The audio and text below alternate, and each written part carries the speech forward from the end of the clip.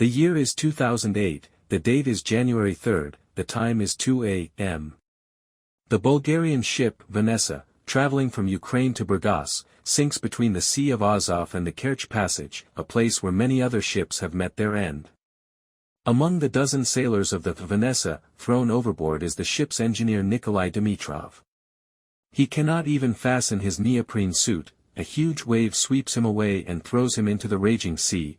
There was no moon, no stars, only darkness. The air temperature is -15 degrees Celsius, and the water temperature is 1 to 2 degrees. In such a cold, a person quickly turns into an ice statue. But Nikolai is not alone. In the pocket of his overalls is a small icon of Saint Nicholas the Wonderworker, which has been passed down from generation to generation in his family for more than a century. Nikolai hears someone saying to him, "Don't worry, you are saved. You just have to wait." At 4:30 a.m. a ship spots him and tries to take him on board. However, the rough waves prevented the maneuver twice.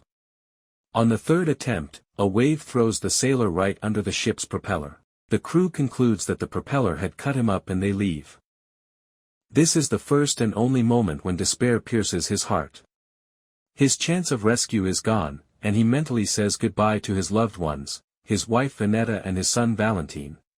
At that moment, his wife Vanessa will wake up in their home in Burgas with a feeling of anxiety that squeezes her heart like a clasp. In the morning the phone rings and a friend of Nikolai's informs her that Vanessa has sunk. Vanessa is a deeply religious person and goes to church, falls to her knees, and begins her most fervent prayer. The next day, around noon, Nikolai spots a ship on the horizon. He starts shouting and waving his arms, and the ship slowly approaches him. They throw him a rope and life belts and on the second attempt manage to pull him out.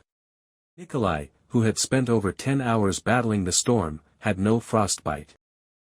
At the hospital in Temryuk, 2 professors examined him and wondered what to write in his medical report. They expected pneumonia, or at least bronchitis, but he didn't even have a cold. The icon of Saint Nicholas itself survived without any damage. Holy Father Nicholas, pray to God for us.